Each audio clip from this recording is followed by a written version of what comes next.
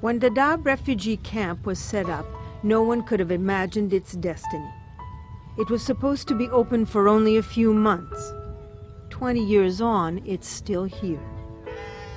Its capacity was for 90,000. Today, it hosts almost 500,000 people, including thousands of third-generation refugees born in the camp. UNHCR was here from the beginning. First impressions, this place is far. This place is in the middle of nowhere. This place is not safe. In fact, this place is insecure. And this place was receiving 1,000 Somali asylum seekers per day. At the border, we were receiving 1,000 per day, and this went on for weeks. People who had walked for 300, 400, 500 kilometers from inside Somalia to reach safety on the Kenyan side. These first refugees were fleeing the 1991 civil war in Somalia. Over the years, ongoing anarchy, drought, and famine pushed out hundreds of thousands more. Sadly, over the 20 years, the humanitarian and the human cost only kept rising. Neighboring countries like Kenya played a crucial role in helping the masses of displaced. It has been sheltering for 2 decades hundreds of thousands of Somali refugees. But last year, in the midst of a new influx of Somalis escaping famine and fighting, security concerns arose for UNHCR and the Kenyan government, which helps to provide protection in the camp. In the autumn, 3 aid workers were kidnapped. More recently, 2 refugee leaders and several Kenyan policemen were killed. Humanitarian staff has been threatened. What we're facing here is a new reality. This kind of insecurity that we've experienced will stay with us. So we also need to adapt to this new environment, and we need to find different ways of working in this environment. It is more challenging, it is perhaps also more dangerous. Restrictions were imposed on humanitarian workers in the camp. Additional policemen were sent in. The refugees helped through an SMS network of alert, and they took on more responsibility in the running of the camp. In a way, the situation gave us an impetus to reflect on what we are doing and how we are doing it, and to then also adjust where need be. To adjust by passing more responsibility directly to the community and involve them much more in the decision-making that concerns their protection and their welfare. Dadaab is now the largest refugee camp in the world, the size of a small city. It is changing as it always has to meet new challenges. The ultimate challenge remains to find a political resolution so that another 20 years will not pass before the people of Dadaab can return home.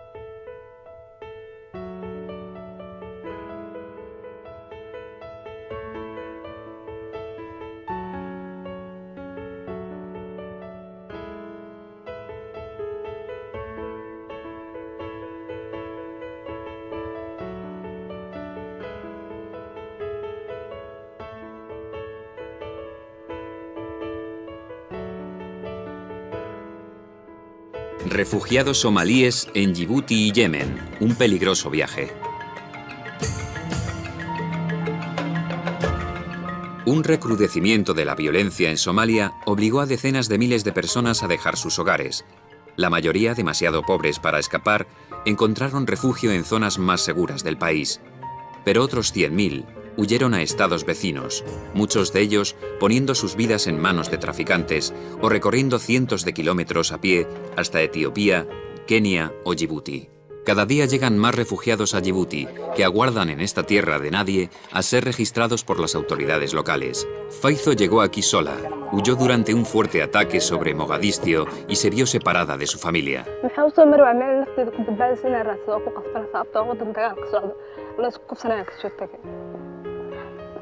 Faizo es una más del cada vez mayor número de personas que solicitan asilo aquí. Al contrario que otros países, Djibouti ha mantenido abiertas sus fronteras a los somalíes.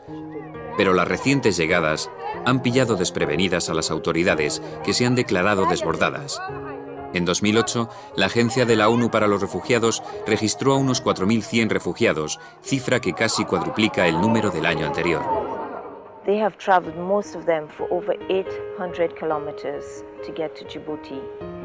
They are tired, most of them are sick, dehydrated, and they need immediate medical attention and basic care, basic humanitarian care. Cientos de somalíes se congregan cada día a las puertas de la oficina de refugiados del gobierno. Durante todo un fin de semana aguardan bajo un sol abrasador, sin agua, comida o cobijo. La multitud está compuesta en su mayoría por mujeres y niños que piden ser admitidos y ayudados, aunque la oficina está cerrada y no cuentan con ninguna ayuda o alojamiento que ofrecerles. Nima Ali Omar llegó a Djibouti con 7 niños después de que su marido fuera asesinado. Caminaron durante más de 20 días.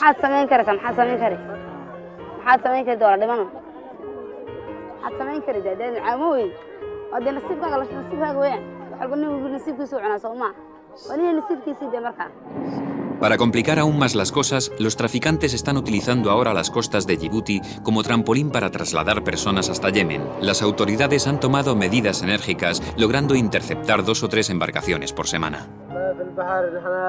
A la costa opuesta de Yemen llegan todavía más personas. En 2008 aproximadamente un total de 50.000 somalíes y otras nacionalidades intentaron cruzar a Yemen en barcos de traficantes. Se trata de un peligroso viaje que se cobra muchas vidas. Casi 1.000 personas murieron o desaparecieron tan solo durante el último año.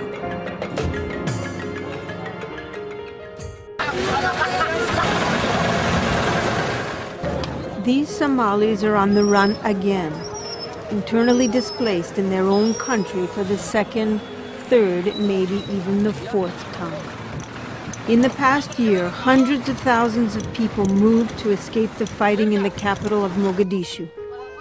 They didn't go far, a few kilometers out of the city to the Afgoya corridor, a 40-kilometer-long stretch of road. And so out of this, a makeshift city sprung up. 1 month ago, some of these same people, worried about a possible escalation of violence, decided to move again.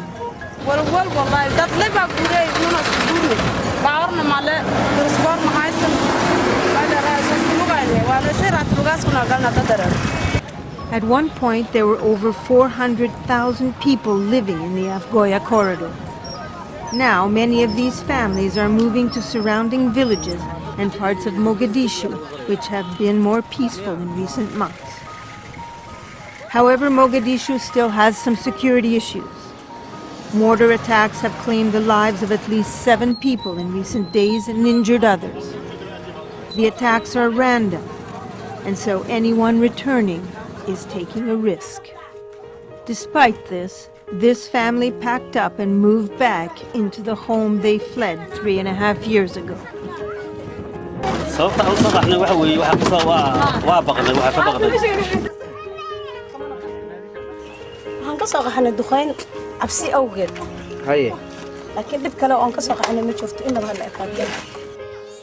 Pro-government forces have advised civilians in the Afgoya corridor to leave the area for their own safety. But humanitarian agencies worry that some of the displaced have nowhere to go, while others could be caught in the middle of any military activities.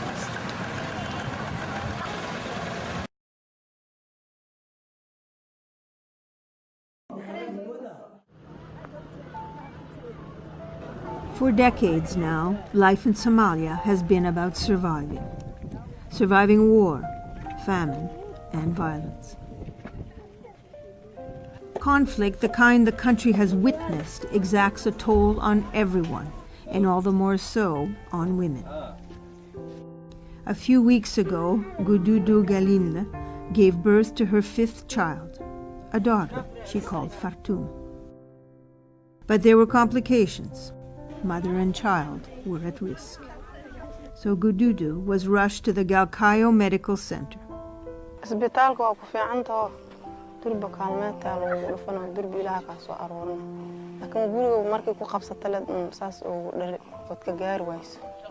The Galkayo Medical Center was set up by Dr. Abdullah Kadir Gayama in 1997. Initially, it was a private clinic specializing in motherhood care. But overwhelming need changed that.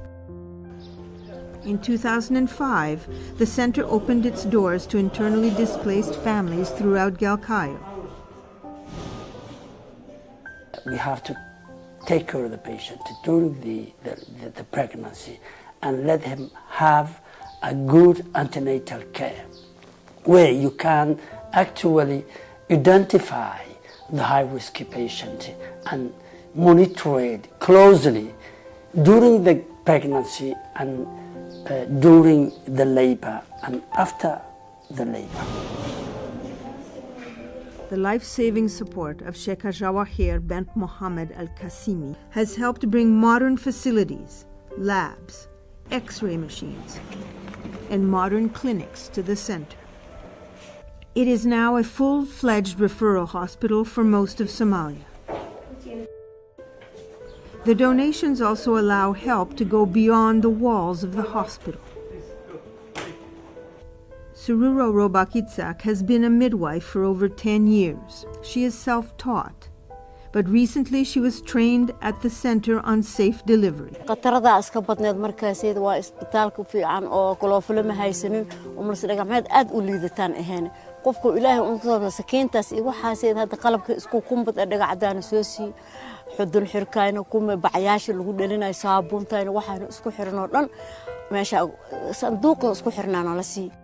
And in emergency, she can count on help from the Galkayo Medical Center.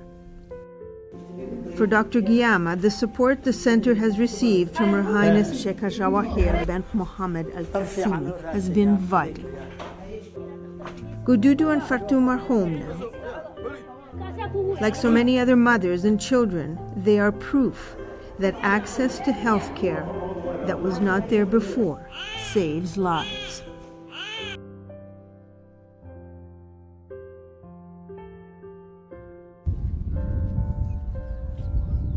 To the people fleeing famine in Somalia, these makeshift shanty towns on the outskirts of the sprawling Dadaab refugee complex in Kenya offered little in the way of comforts. They are overcrowded, there isn't enough water, and they can be dangerous as well. But now there is somewhere else to go. A new camp known as EFO 2 opened 2 weeks ago. Hundreds of people are now moving each day to the new site, dismantling their old shelters to make the journey. They start off on their own, but then they're given transport by UNHCR and the International Organization for Migration. Some 5,700 people have moved to EFO 2 since the new camp opened August 18th. UNHCR is planning to move a total of 30,000 into the new camp by November. It's a journey that many in the shanty towns are anxious to make. Shurye Salat Farah is the father of 4 who lost his livestock in the drought. His family is one of the first to go. They are looking forward to a safer place.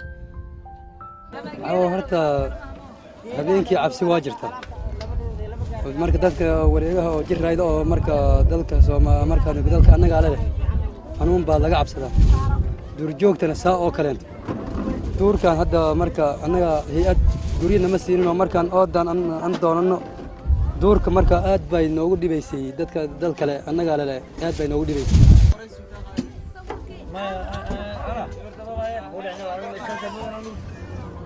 The trip to the new camp is by bus.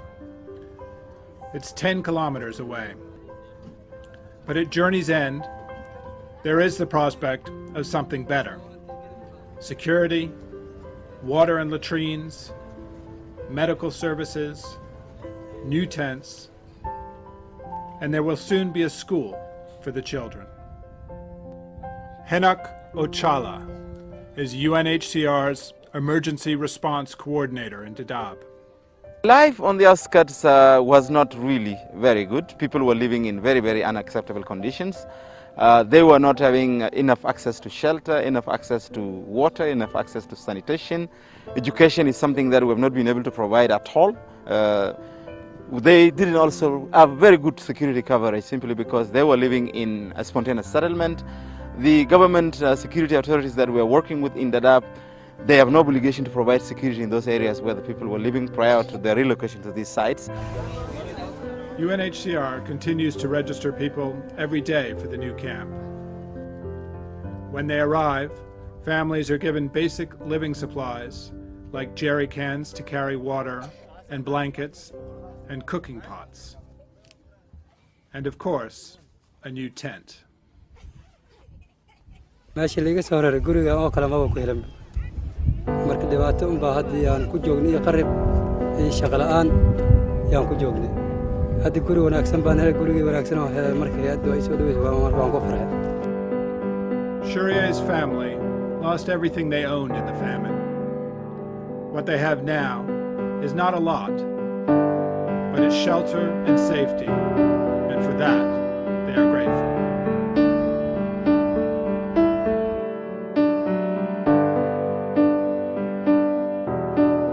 In a desert-like corner of southern Ethiopia, 1,000 kilometers from the capital, refugee camps like Dola Ado are struggling to keep up with the new arrivals. The numbers are alarming, almost overwhelming for aid agencies including UNHCR. The camps are filling up, including one that was opened 2 weeks ago.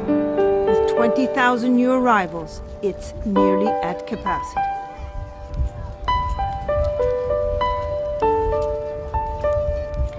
Safiala and her 7 children arrived a week ago. It took them days to reach the camp. On the way, tragedy struck.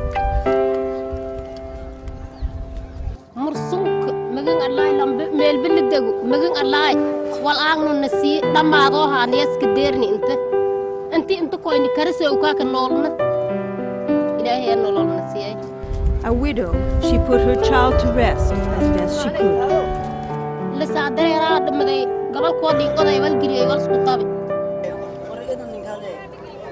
The trip had an added ordeal. On the way, Safiala was separated from her eldest daughter.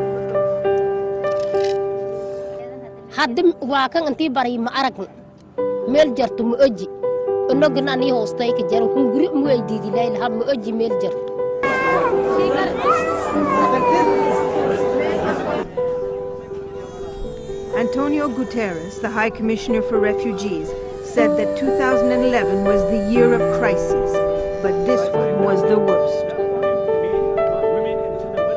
Our heart is broken when we see mothers telling us that after having walked for days to reach safety, they have lost their children on the way, to see children dying and the doctors not being able to address their situation because it's too late, and to see that we have a lot to do together.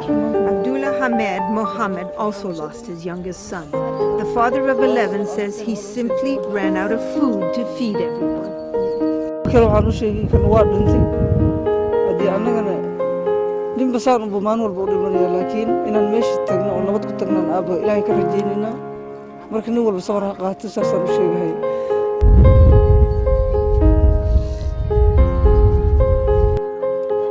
Safiala weighs only 30 kilos.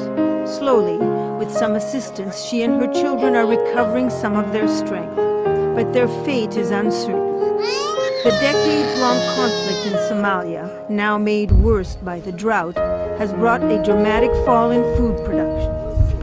At the same time, food prices have gone up, leaving thousands like these new arrivals no choice but to find refugees in another country.